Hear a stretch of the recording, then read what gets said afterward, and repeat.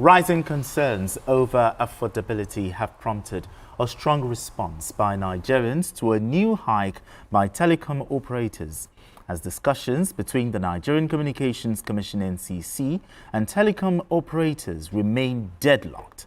Subscribers have decided to head to court over the proposed 50% tariff hike.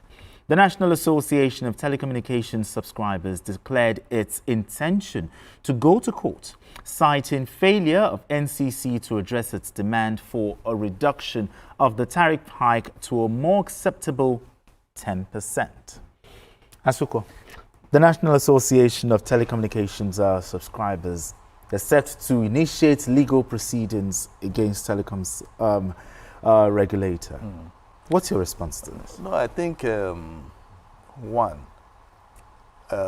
NCC and the telcos, perhaps they should have, brought them in the picture, okay? And just like I think we've discussed this a bit, some time back, they should have brought them into the picture. To so you think they should have carried the subscribers along? But yes, because if you look at it, even the subscribers themselves are not oblivious of the fact that they've been having challenges. Imagine you making calls, the other person is not here. That is drop call. Why? Because maybe the base station doesn't have fuel. There's no diesel in the base station, or it has been vandalized. So they know all these challenges. Okay.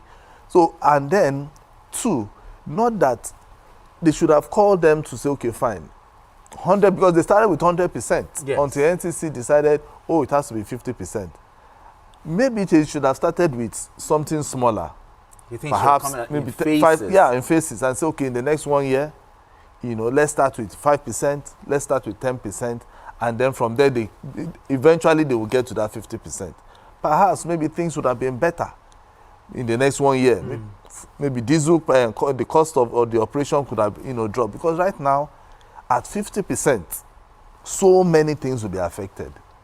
So many people might even lose their jobs. But have the telecoms operators not been fair enough? For the past how many years? No, they said they've been now, bleeding. For the past how many years they did not increase? Yes, they've been. They didn't call for. Yeah, we know. For the past 12 years. For the past 12 years, I know and they've now been. I know. Is it about the timing? The thing is, it was between them giving services and them surviving. Okay. You understand? It's either they reduce the services or they close shop. Which they can't. That is just unacceptable. Which is unacceptable, because in a country that is as big as Nigeria, we need to make communication. That communication is vital. Man cannot a country that we are talking about, we want to do AI. Well, you understand? And then at the end of the day, there's no data for you to do your work and things like that. So it is vital. So I think the federal government needs to listen to them. With rushing to court sometimes is not really ideal, because you go to court now and court says, okay, everything status quo remain, or NCC go back to or telcos go back to status quo. That status quo now, what does it mean? It means that no 50%, no 100%, they'll go back. So how don't you think those companies will begin to struggle for them to survive? They might have to shut down, exactly. Which we cannot. One of my lecturers used to say something, that man cannot not communicate, that we like to talk and we just have to talk. But Asuko said something, that should they have carried the subscribers along during that negotiation between the telcos and the NCC before such figure was approved? If you have followed, events in that, sector, it has been an ongoing, problem that is always being shifted, pushed forward, pushed forward, pushed forward. Let's agree, there is no best time to introduce, tariff hike. There is no best time.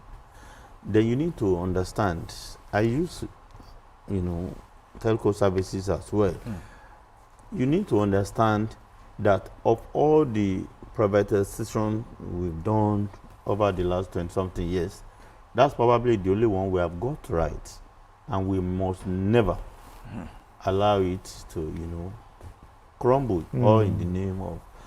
People should understand that these are businesses. You know the heavy devaluation the Naira has witnessed in the last, 4, 5, 6, 8, 9, 10 years. We need to be realistic. Exactly.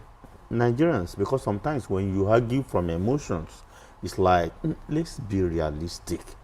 Are you seeing your 10,000 Naira of 2, 3, 4, 5 years ago is the same 10,000 Naira today? No. We are talking about the high level of inflation. When you look at operating costs, what anybody or any company, kills in that aspect, today and 10 years ago, is it the same thing? So we must balance expectations with reality. And people who want to go to the court, with the court now say all these businesses will collapse and go. You know how many, small businesses that make their money from just this, telecom industry. But are they wrong to want to initiate legal proceedings? Is it labor, fair? Labor and all other, they will do their thing, now But the truth is, do you think any government in its right senses will just be derive happiness to unleash, hardship on the people? I doubt. Just for the minister, the minister called all stakeholders, and after all of them tabled their, realize that it's either we allow this industry to collapse or we do something. We're at a point where nobody is demanding for, 50%, 100% or over. Now, they've said... Now they have to meet, yes. They have to meet midway. And that's what led to the 50%. But they're calling for 10%. No, that cannot happen. They're calling for 10%. But was the NCC, that cannot happen. quick in reaching a conclusion? They were not quick. They are not quick. They are not quick. In fact, I think NCC got to that level because the Nigerian people would have been affected. Let me tell you, the 50%, hike, if you ask industry operators, they're not happy that it still cannot address the magnitude of the crisis they're battling with. You get what I'm saying? Yeah, I do. Are you telling me anything you use, maybe just name it, the price you buy them today, is it the same price you buy them 4, 5 years ago? Or 10 years ago? We must be realistic.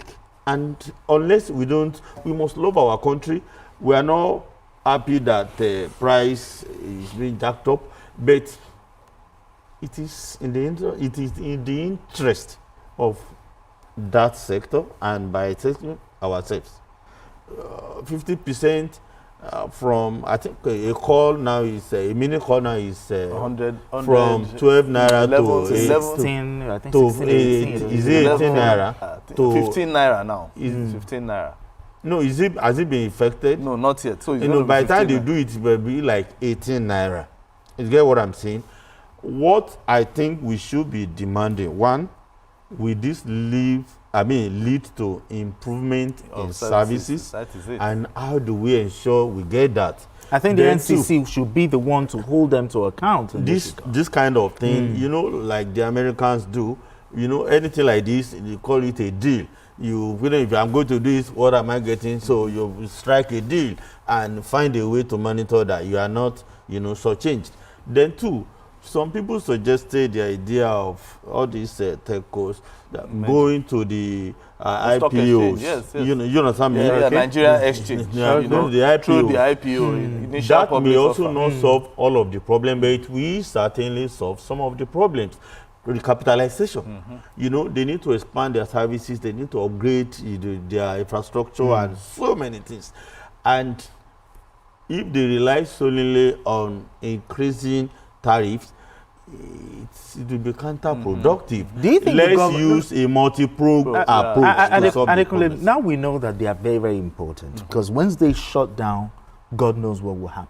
But should the government come in here to help these telcos in one way or the other?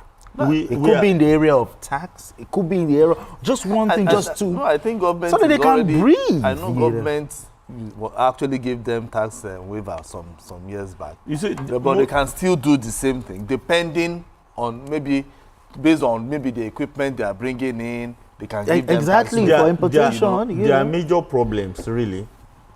You look at all their base stations all over the place. They need to fuel the generator to power them. Exactly. And the cost of diesel is not pocket friendly. And even that is one. And then Number securing two, those base stations. Securing those they have base stations, very to important. get people to man those places, because the rate at which people vandalize, public property is alarming. That is not what you see in most other countries, especially including poorer African countries. So what kind of incentives should the government So give the government will need to find a way to come in one way or the other in the area of diesel, in the area of security. When you say the area of diesel, should they give them diesel or reduced price of diesel? This is the government is or special package, I don't know. See, let me tell you, to assist any sector to deliver its mandate, the government can do everything. You get what I'm saying? I agree. Now, the government is working very hard in the area of electricity.